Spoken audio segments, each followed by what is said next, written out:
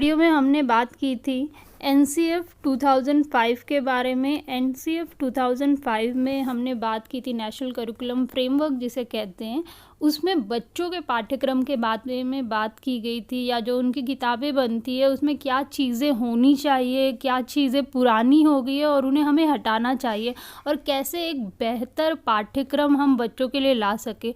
अच्छा, बेहतर पाठ्यक्रम बच्चों के लिए 2005 में तो बना दिया गया था, पर वो बेहतर पाठ्यक्रम का क्रियान्वयन भी बेहतर हो सके इसलिए हमें योग्य शिक्षकों की ज़रूरत थी। और इसीलिए योग्य शिक्षकों के लिए भी एक बेहतर ट्रेनिंग प्रोग्राम होना चाहिए, उनके लिए भी एक अच्छा पाठ्यक्रम की संरचना करनी है। इसीलिए 2009 में राष्ट्रीय पाठ्यक्रम संरचना शिक्षक शिक्षा 2009 आया, और उसमें टीचर्स के एजुकेशन के बारे में बात की गई, या फिर टीचर को जो एजुकेशन दी जाती है टीचर ट्रेनिंग के दौरान उसमें कैसे पाठ्यक्रम को रखा जाए, क्या सुधार आना चाहिए, क्योंकि परिवेश बहुत बदल गया है, जो स्थितियां हैं बहुत बदल गई है। हर थोड़े दिन में मतलब समय समय पर आयोग आते रहते हैं, उनका गठन होता रहता है, जिसमें शिक्षा के बारे में या फिर शिक्षक के विकास के बारे में जो पुराने नियम हैं उनमें सुधार किया जाता है, और उनसे जो शिक्षा दी जा रही है शिक्षकों को उसे बेहतर करने की कोशिश की जाती है। तो ऐसे ही नेशनल करिकुलम फ्रेमवर्क 2009 भी आया था, और उसमें क्या बात की गई वो देखते हैं। NCTE national council of teacher education ने एक नए अध्यापक शिक्षा के लिए राष्ट्रीय पाठ्यक्रम की रूपरेखा तैयार की। तो NCTE ने ये कदम उठाया जो टीचर्स एजुकेशन के बारे में काम करते हैं, और उन्होंने एक नया पाठ्यक्रम तैयार करने की बात की। इसके लिए NCERT तथा NCTE के प्रयास से पाठ्यक्रम तैयार किया गया। इन दोनों ने मिलकर वो पाठ्यक्रम टीचर्स के लिए तैयार किया। बदलती हुई परिस्थितियों में शिक्षक शिक्षा के लिए ऐसे पाठ्यक्रम में शिक्षक शिक्षा के लिए ऐसे अनुसार शिक्षा के उद्देश्य को प्राप्त करने में सहायक हो तथा शिक्षकों को गुणवत्तम परक बना सके। अब जो सिचुएशन है बहुत बदल गई है, नई नई परिस्थितियाँ आ गई। पहले ज़माने में जो टीचर काम करते थे या उनका जो रोल था वो अब काफ़ी चेंज हो गया, अब टीचर की स्थिति चेंज हो गई है। तो ये बदलती हुई परिस्थितियों में जो शिक्षक शिक्षा है उसका पाठ्यक्रम को भी हमें बदलना है बदलते हुए समय के अनुसार, सो दैट जो शिक्षा का उद्देश्य है वो प्राप्त हो सके और जो टीचर्स है वो गुणवत्ता परक बन सकें। ठीक है, जो करंट सिचुएशन है उस पर खरे उतर सके टीचर, उनकी ऐसी तैयारी करानी है। इसलिए ऐसे पाठ्यक्रम को तैयार करना, जिसके लिए राष्ट्रीय पाठ्यक्रम संरचना शिक्षक शिक्षा 2009 प्रस्तुत किया गया। और इन्हीं चीज़ों को, नई परिस्थितियों को ध्यान में रखते हुए, ज़रूरतें या आवश्यकताओं को ध्यान में रखते हुए राष्ट्रीय पाठ्यक्रम संरचना शिक्षक शिक्षा 2009 को प्रस्तुत किया गया। शिक्षक शिक्षा का उद्देश्य, एक्चुअल में उद्देश्य क्या था, शिक्षक शिक्षा जो हम चला रहे थे उसका उद्देश्य क्या था। एक तो मेन उद्देश्य ये था, ऐसे शिक्षकों का निर्माण करना है जो समाज और राष्ट्र को आगे बढ़ा सके।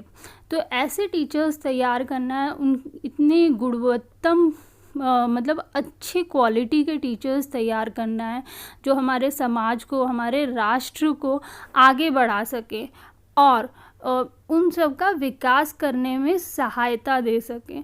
तो ऐसे टीचरों का निर्माण करना है, तो ऐसा पाठ्यक्रम हमें तैयार करना है। शिक्षक शिक्षा के लिए उचित पाठ्यक्रम का निर्माण करना,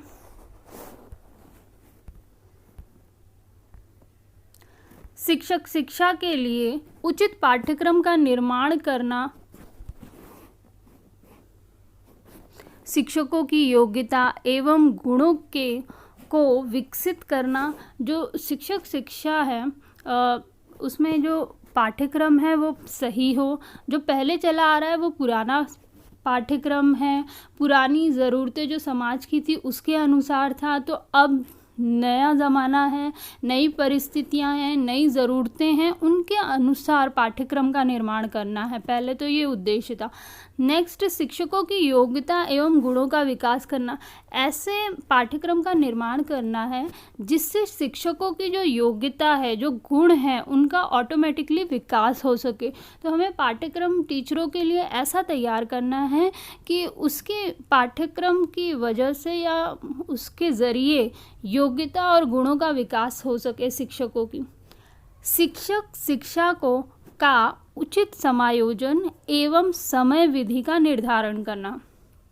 जो शिक्षक शिक्षा है वो ऐसी होनी चाहिए जो समायोजित हो जाए, ठीक है। ऐसे कुछ अननेसेसरी चीज़ें नहीं पाठ्यक्रम में डालनी है। जो करंट सिचुएशन है उसके अनुसार हमें शिक्षक शिक्षा बनानी है, जो इजीली समायोजित हो सके, घुल मिल सके ज़रूरतों के अनुसार या परिस्थिति के अनुसार। तो शिक्षक शिक्षा का उचित समायोजन करना है और समय विधि का निर्धारण करना है, कितने टाइम पीरियड के लिए या कितने साल के लिए ये कोर्स होना चाहिए। तो वो उचित समय विधि का निर्धारण भी हमें करना था इस 2009 वाले जो पाठ्यक्रम संरचना हो रही थी। शिक्षक शिक्षा का क्रमबद्ध प्रस्तुतिकरण करना। जो शिक्षक शिक्षा है, जो टीचर्स एजुकेशन की बात कर रहे हैं, तो उसका क्रमबद्ध प्रस्तुतिकरण मतलब बच्चों को फर्स्ट सेमेस्टर में क्या पढ़ाना है, सेकंड सेमेस्टर में क्या पढ़ाना है, लास्ट सेमेस्टर में उनको क्या चीज़ें होनी ज़रूरी है, उसका एक क्रमबद्ध प्रस्तुतिकरण करना है। तो इन बातों को भी ध्यान में रखना था। ये एक उद्देश्य था 2009 का जो पाठ्यक्रम तैयार होने वाला था। शिक्षक का विकास एक सामाजिक कार्यकर्ता के रूप में, मतलब इसमें बात की गई है जो पाठ्यक्रम तैयार हो उसमें ऐसे चीज़ें हों जो एक शिक्षक का विकास कर सके सामाजिक कार्यकर्ता के रूप में। टीचर्स को सिर्फ सिलेबस नहीं पढ़ाना है, सिर्फ उनका मानसिक विकास नहीं करना है बच्चों का, बट पेरेंट्स से बात करनी है, बच्चों से बात करनी है, सोसाइटी के लोगों से बात करनी है। तो उनके पॉइंट ऑफ व्यू को या उनकी समस्याओं को या उनकी आकांक्षाओं को समझना है और उसके अनुरूप कार्य करना है। तो पाठ्यक्रम में ऐसी चीज़ें हों जो शिक्षक का विकास कर सके एक सामाजिक कार्यकर्ता के रूप में। इसलिए कहा गया पाठ्यक्रम ऐसा होना चाहिए जो ना कि शिक्षक सिर्फ पढ़ाने में एक्सपर्ट बने, पर एक सामाजिक कार्यकर्ता के रूप में भी उसका विकास हो सके, ऐसा पाठ्यक्रम हो। शिक्षक कार्यक्रम एक मनोवैज्ञानिक के रूप में बनाना। जैसे कि हमने इससे पहले बात की कि सामाजिक कार्यकर्ता के रूप में शिक्षक उभर के आए, वैसे ही जो शिक्षक कार्यक्रम बने या शिक्षक शिक्षा जो हो, टीचर्स एजुकेशन जो हो, उसमें ऐसी भी चीज़ें हों जो कि एक शिक्षक को मनोवैज्ञानिक या फिर साइकोलॉजिस्ट के रूप में उभारे या वो क्वालिटी डेवलप करे टीचर्स के अंदर। क्योंकि टीचर को पढ़ाना तो है ही, प्लस बच्चों की रुचि, आकांक्षा क्या है, क्या प्रॉब्लम्स हैं उनकी, उसको भी एक साइकोलॉजिस्ट की तरह टीचर्स को समझना है और उसका भी सल्यूशन निकालना है। तो अगर ऐसा टीचर को करना है तो पहले उन्हें खुद में एक साइकोलॉजिस्ट डेवलप करना होगा। तो पाठ्यक्रम ऐसा होना चाहिए कि शिक्षक कार्यक्रम के ज़रिए शिक्षक में एक मनोवैज्ञानिक बना सके या उसका निर्माण कर सके। और इसीलिए हम साइकोलॉजी पढ़ते हैं ड्यूरिंग टीचर्स एजुकेशन। हम लोग ये जो कोर्स होता है तो उसमें एक एजुकेशन साइकोलॉजी ज़रूर ऐड की जाती है, क्योंकि आगे चल के टीचर को एक मनोवैज्ञानिक का रोल भी प्ले करना होता है।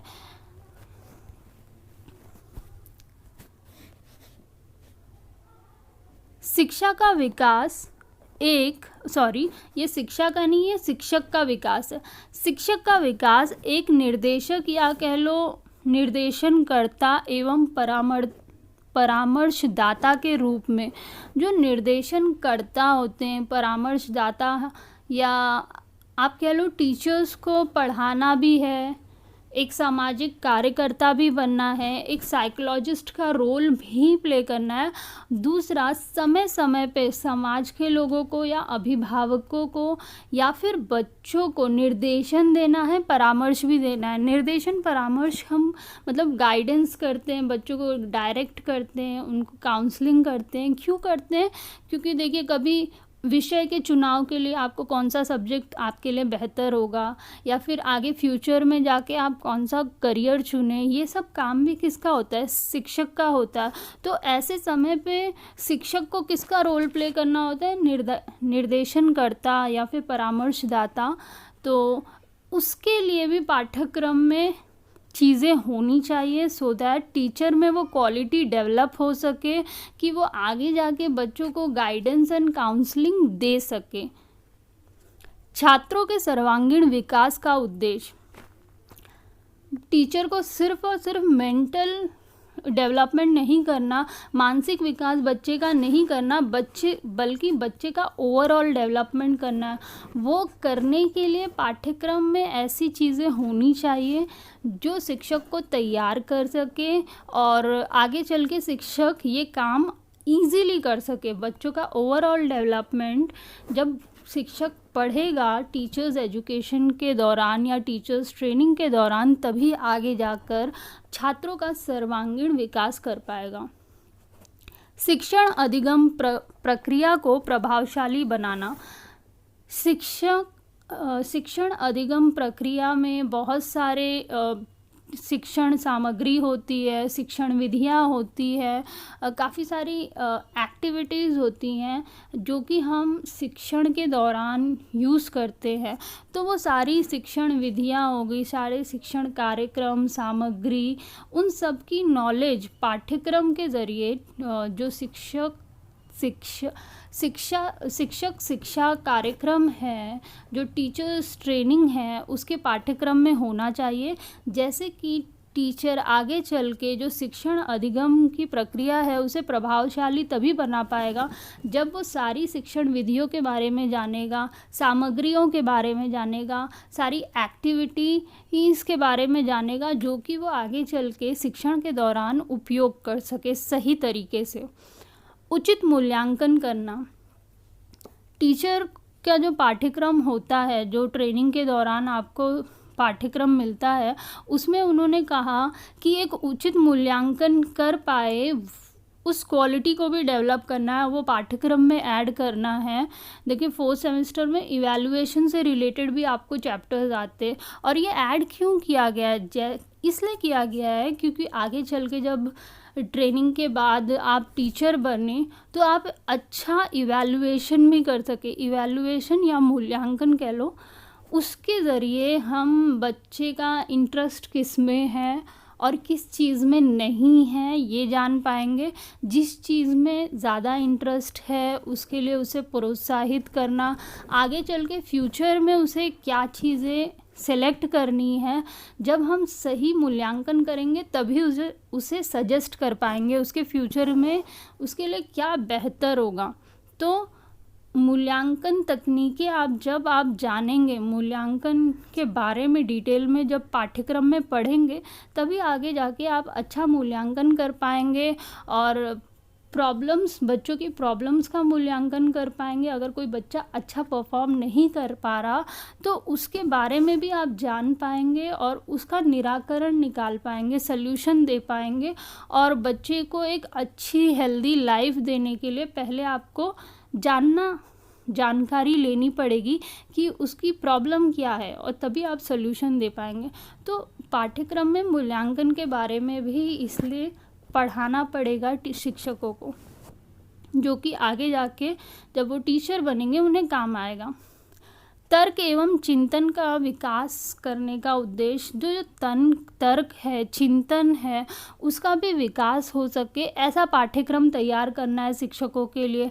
बाल केंद्रित शिक्षा का उद्देश्य, पहले शिक्षक शिक्षा होती थी, शिक्षक केंद्रित शिक्षा होती थी, टीचर जो कहता था, टीचर जो बोलता था वो अल्टीमेट या फाइनल होता था और वही सही होता था। बच्चे उसमें कुछ इफ़ एंड बट नहीं कहते थे, कोई प्रश्न नहीं उठाते थे। बट अब बाल केंद्रित शिक्षा हो गई है, तो इसको ध्यान में रखते हुए शिक्षकों को तैयार करते समय उनके दिमाग में वो चीज़ फिट करनी है और उनको ऐसे ही तैयार करना है कि हमें एक बच्चे को सेंटर में रख के, उसकी ज़रूरतों को ध्यान में रख के, उसका जो आवश्यकता है, रुचियां हैं, अपेक्षाएं हैं, उस सब चीज़ों को ध्यान में रख के ही हमें शिक्षा देनी है। यही होती है बाल केंद्रित शिक्षा। तो उसको ध्यान में रखते हुए ऐसे ही हमें टीचर प्रमोट बनाने हैं जो कि बाल केंद्रित शिक्षा को प्रमोट करें। 2009 NCF 2009 में बस इतना ही आज के लिए।